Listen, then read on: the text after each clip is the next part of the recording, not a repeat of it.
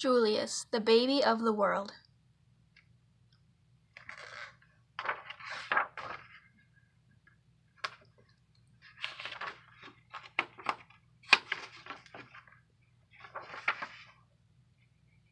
Before Julius was born, Lily was the best big sister in the world. She gave him things, she told him secrets, and she sang lullabies to him every night.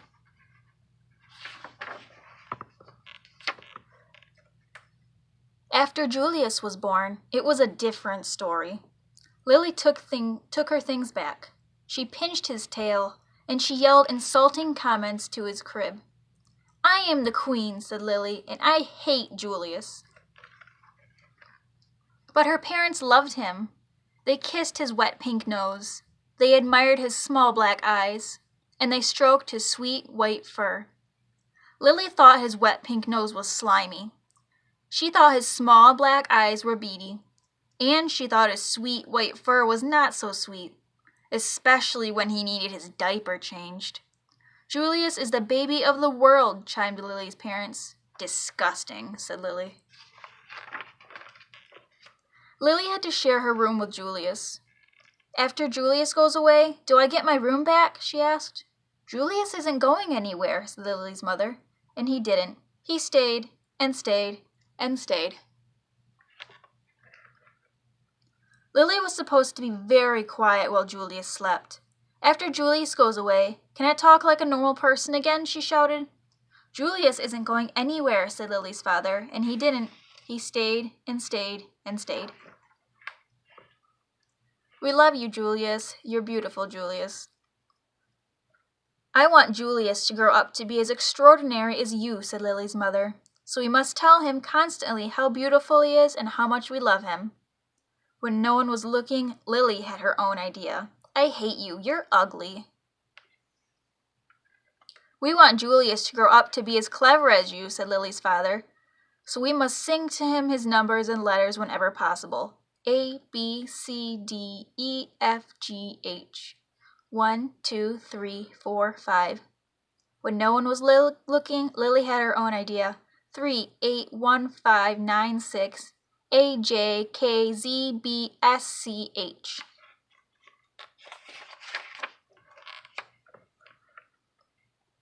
Lily's parents were more than a bit doubtful about leaving the two of them alone together. Lily tried to frighten Julius with her nifty disguises. She learned magic and tried to make him disappear. When that didn't work, she simply pretended he didn't exist. Lily spent more time than usual in the uncooperative chair.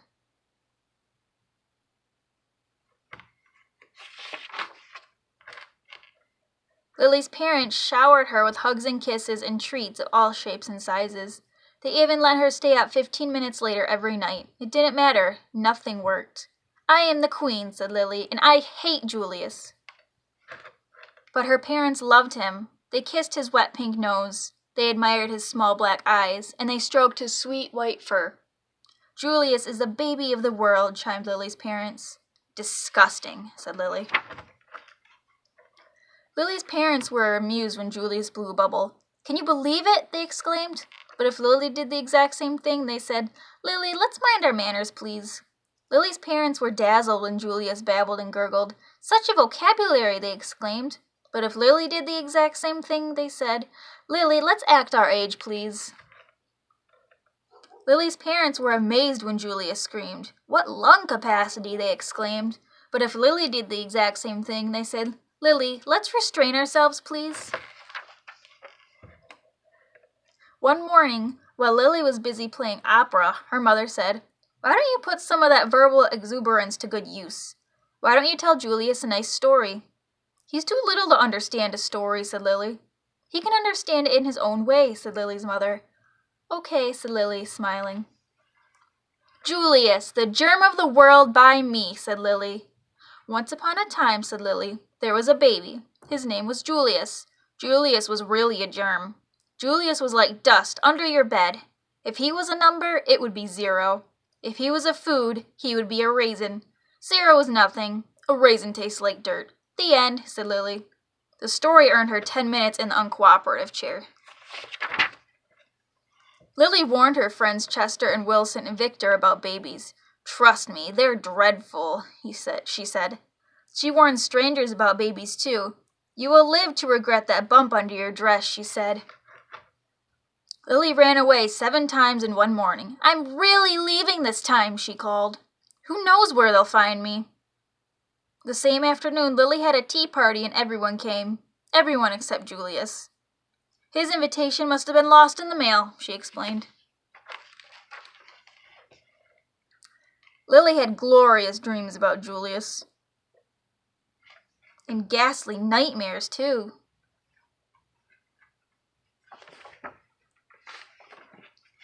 Lily's parent showered her with compliments and praise and niceties of all shapes and sizes. They even let her drink her juice out of the antique china cup. It didn't matter. Nothing worked.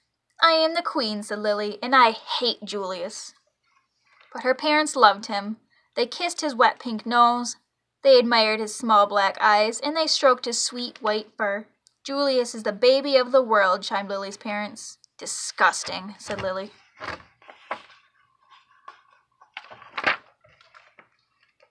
When Lily's mother felt up to it, she planned a festive celebration in honor of Julius. All of the relatives came. There was quite a spread. "What's the big deal?" said Lily. "Haven't they all seen a silly lump before?" Apparently not. All afternoon, the relatives hovered over Julius. They kissed his wet pink nose. They admired his small black eyes. And they stroked his sweet white fur. "Disgusting," said Cousin Garland. "What?" said Lily. "Julius," said Cousin Garland. "I think his wet pink nose is slimy. I think his small black eyes are beady. And I think his sweet white fur is not so sweet. He needs his diaper changed." Lily's nose twitched. Her eyes narrowed. Her fur stood on end and her tail quivered.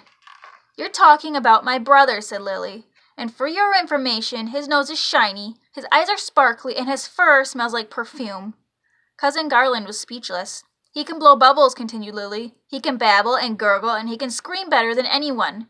Cousin Garland tried to slink out of the room. "Stop," said Lily. "I am the queen. Watch me closely." Lily picked up Julius. She kissed his wet pink nose. She admired his small black eyes, and she stroked his sweet white fur. "Your turn," said Lily, handing Julius over to Cousin Garland. "Kiss, admire, stroke," Lily commanded. "Now repeat after me," said Lily. "Julius is the baby of the world." "Julius is the baby of the world," said Cousin Garland. "Louder," said Lily. "Julius is the baby of the world." And from then on he was, in everyone's opinion, especially in Lily's.